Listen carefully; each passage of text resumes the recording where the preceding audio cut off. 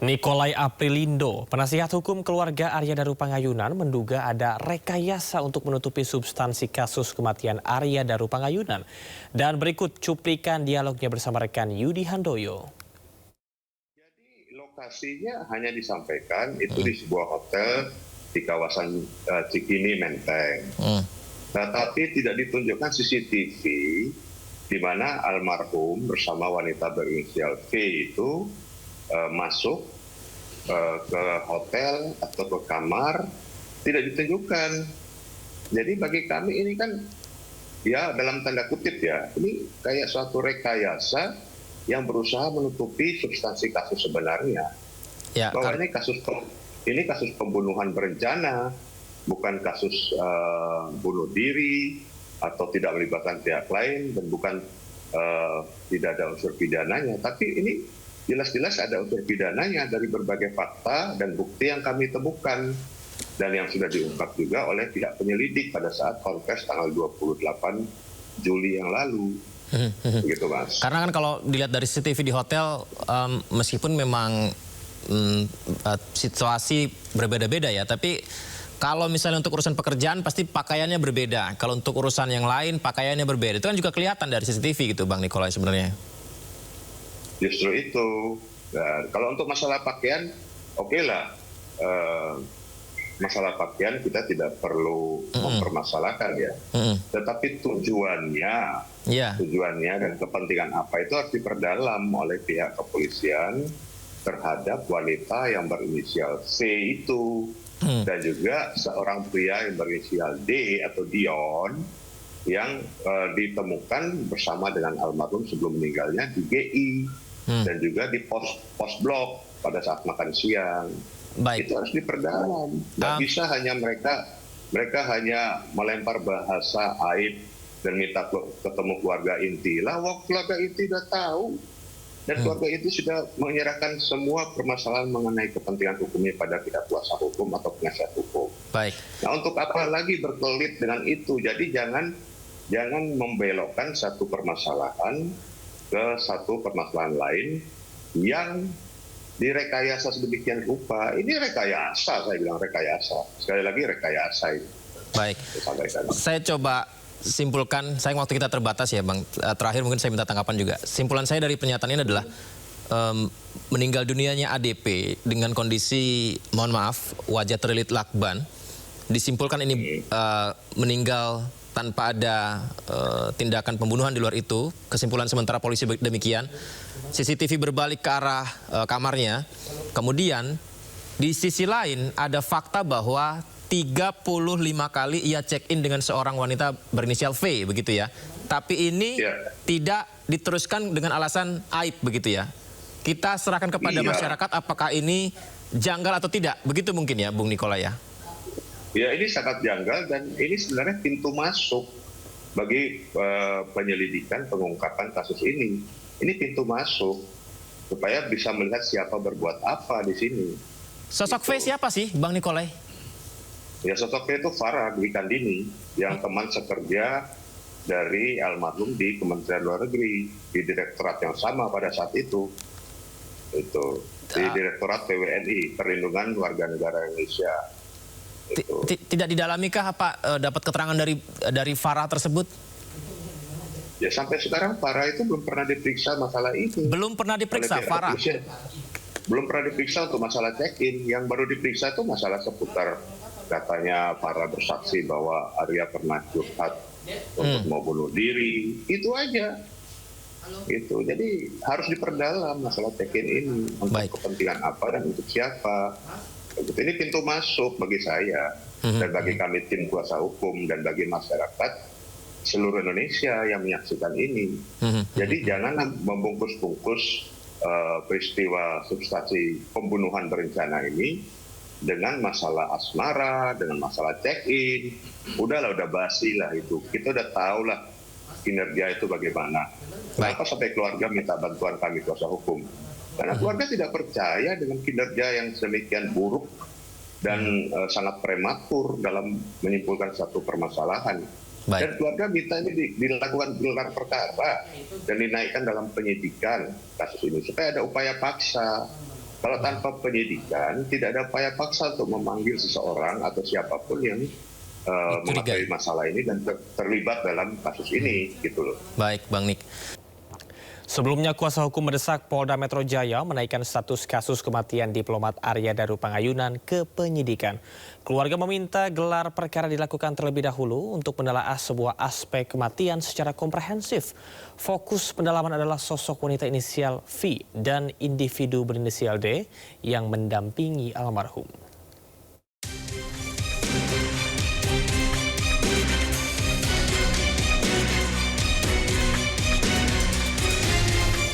Misteri yang menyelimuti kematian diplomat muda Kementerian Luar Negeri almarhum Arya Daru Pangayunan memasuki babak baru yang mengejutkan. Pihak kuasa hukum keluarga mengungkap temuan signifikan bahwa ADP pernah melakukan check-in bersama seorang wanita berinisial V. Temuan ini mendorong tim kuasa hukum untuk mendesak Direktorat Reserse Kriminal Umum Polda Metro Jaya agar segera meningkatkan status penanganan kasus dari penyelidikan ke tahap penyidikan.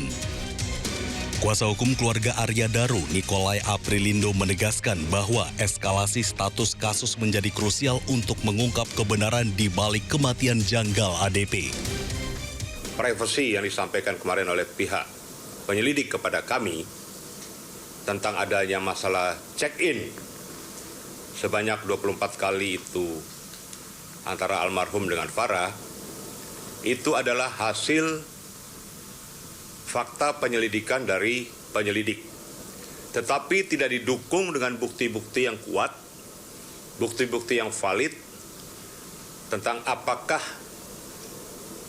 betul mereka check-in untuk melakukan tindakan asusila atau untuk kepentingan apa dan kepentingan siapa.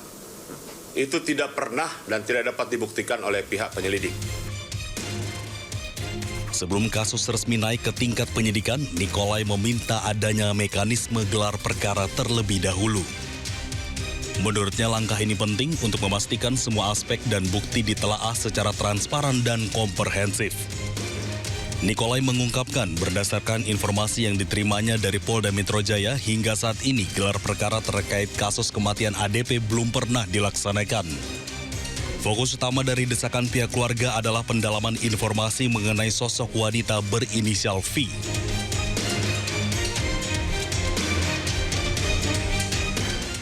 Terima kasih Anda masih di Sindo Sore bersama saya Camar Haenda. Pemirsa, istri almarhum Arya Daru Pangayunan, Meta Ayu Puspitantri, mengungkap temuan polisi terkait dengan 24 kali check-in hotel bukanlah hal baru dan aib. Polisi sebelumnya mengungkapkan hal tersebut melalui Zoom pada Juli lalu. Karena itu, keluarga meminta polisi untuk mengungkap kasus kematian Arya Daru secara terang-benderang dengan gelar perkara khusus. Dan berikut penuturan Meta Ayu Puspitantri yang disampaikan secara eksklusif kepada Sindo News.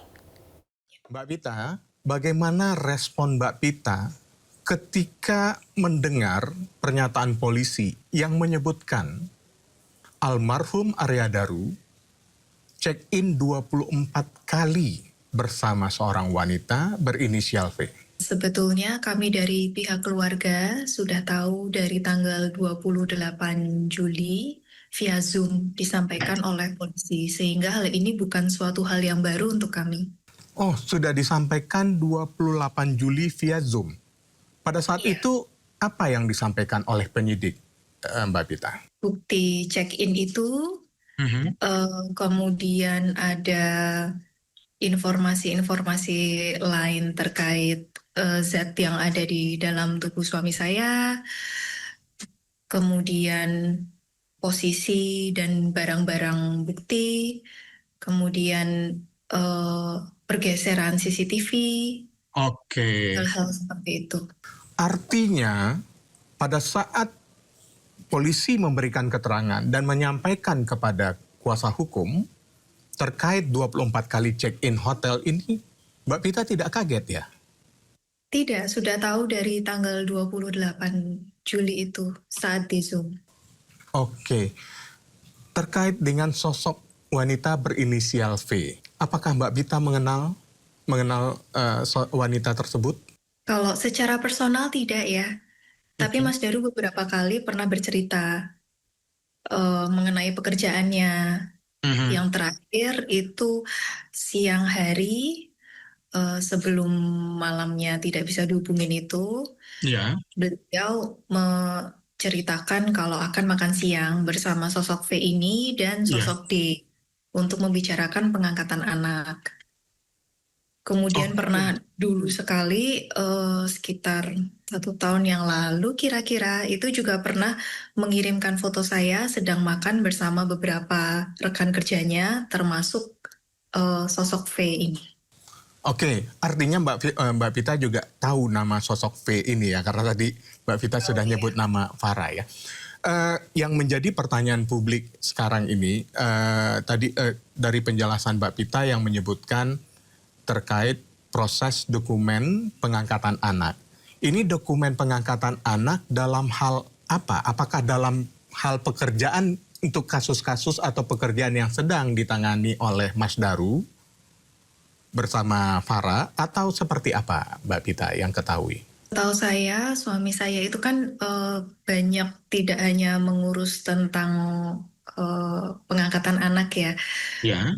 Pernah ke Taiwan untuk menjemput anak-anak yang terlantar juga. Jadi yang sejauh saya tahu itu pekerjaan yang bagian itu sih. Oh gitu. Karena ada informasi setelah kami ingin mencoba menggali siapa sosok wanita berinisial V ini, ternyata wanita yang bernama Farah ini juga proses pekerjaannya di Kementerian Luar Negeri terkait pengurusan dokumen. Artinya memang beririsan pekerjaannya Mas Daru dengan Farah. Artinya dalam hal ini Mbak Vita yang tidak kenal secara hanya mendengar cerita dari Mas Daru, artinya menganggap itu hal yang biasa saja ya. Nah, oke. Saya agak bertanya-tanya nih Mbak Vita. Polisi kan mengundang Mbak Vita dan pihak keluarga untuk hadir di Polda Metro Jaya pada tanggal 26 November untuk menjelaskan temuan-temuan atau hasil temuan polisi dari penyelidikan kasus kematian Mas Daru. Kenapa Mbak Vita tidak hadir? Dari minggu sebelumnya itu saya sakit bergantian dengan anak-anak. Saya kurang tahu kalau kondisi di Jakarta bagaimana. Tapi kalau di Jogja memang baru musim batuk, pilek, dan diare. Itu baru banyak sekali yang kena gitu. Jadi memang kondisi kami kurang sehat. Oh, memang kondisi kurang sehat. Sehingga akhirnya mewakilkan kehadiran Mbak Vita dan keluarga kepada kuasa hukum. Iya, kami mewakilkan ke kuasa hukum yang memang dari awal sudah mewakili kami sebagai keluarga. Kami sudah melimpahkan dan minta tolong bantuan ke kuasa hukum untuk mewakili keluarga, itu sih. Nah, kalau sudah mewakilkan kepada kuasa hukum untuk mewakili keluarga, artinya sebenarnya tidak ada masalah ya. Apapun yang disampaikan oleh polisi kepada kuasa hukum, tentu akan disampaikan kepada pihak keluarga ya Mbak Vita ya? Betul. Alhamdulillah komunikasi kami sangat baik, beliau-beliau sangat baik. Dan sampai saat ini pun juga masih baik. Komunikasi lancar, artinya... Iya, berkenan membantu kami secara pro bono. Iya. Jadi kami terima kasih sekali. Artinya tingkat kepercayaan Mbak Vita kepada kuasa hukum yang telah ditunjuk itu sangat tinggi ya? Iya, jadi saya juga bertanya-tanya, padahal polisi dari awal kan sudah mengetahui kalau akhirnya kami menunjuk kuasa hukum. Ya. Sebelum tanggal 26 November ini, itu dari penyidik itu mengirimkan juga WhatsApp ke saya tanggal 3 Oktober dengan undangan klarifikasi temuan. Ya. Tanggal 7. Jadi WhatsApp ke saya tanggal 3, kemudian untuk undangan yang mengharuskan saya hadir tanggal 7. Kami keluarga bertanya-tanya kenapa langsung ke saya, padahal saat itu kami sudah menunjuk kuasa hukum dan kuasa hukum sudah mengirimkan surat ke Polda Metro Jaya beberapa kali, namun tidak ada tanggapan. Dan sebenarnya penjelasan yang disampaikan oleh Polda Metro Jaya ini terkait surat yang dikirimkan oleh kuasa hukum kepada Polda Metro Jaya ya Mbak ya? Iya, kemudian tanggal 7 kuasa hukum sudah mewakili kami untuk hadir di Polda Metro Jaya, namun tidak mendapatkan data apapun dari sana. Oke, baik. Kalau tingkat kepercayaan kepada kuasa hukum cukup tinggi, bagaimana tingkat kepercayaan Mbak Pita sendiri terhadap kinerja kepolisian saat ini yang tampaknya agak mengolor-ngolor nih mengungkap kasus kematian Arya Daru? Kalau kami percaya dengan kinerja polisi, maka kami tidak akan minta tolong kuasa hukum ya. Iya. Oke. Untuk menyuarakan ini. Nah, saya ingin kembali sedikit bertanya kepada yang Mbak Vita sampaikan. Polisi telah menyampaikan terkait check-in hotel ini pada tanggal 28 Juli. Apakah pada saat polisi menjelaskan itu, Mbak Pita sudah menunjuk kuasa hukum atau Mbak Pita menghadapi dengan sendirinya saja? Belum menunjuk kuasa hukum, hanya saya dan keluarga, baik keluarga saya maupun keluarga Mas Daru. Oh gitu, baik. Iya, kami baru menunjuk kuasa hukum itu akhir April. Maaf, akhir Agustus, iya. Ya, akhir Agustus. Iya, jadi kita juga sampai sekarang heran gitu. Tanggal 3 Oktober itu WhatsApp saya, kemudian tanggal 26 juga meminta untuk kedatangan langsung ke saya. Padahal lagi-lagi kami sudah menjelaskan bahwa kami minta tolong kuasa hukum untuk mewakili keluarga. Jadi kami juga bingung kenapa ini kok seolah-olah kuasa hukum dilewatin ya gitu. Ya, betul. Mbak, biasanya kalau seandainya polisi telah memanggil keluarga dan itu diwakili oleh kuasa hukum, apakah Mbak Pita atau kuasa hukum yang Mbak Pita ketahui telah menerima SP2HP terkait hasil penyelidikan ini? Belum sama sekali. Sama sekali belum menerima apapun. Dari tanggal 28 Juli, kakak ipar saya meminta dokumentasi yang dipresentasikan itu juga tidak diberikan oleh polisi.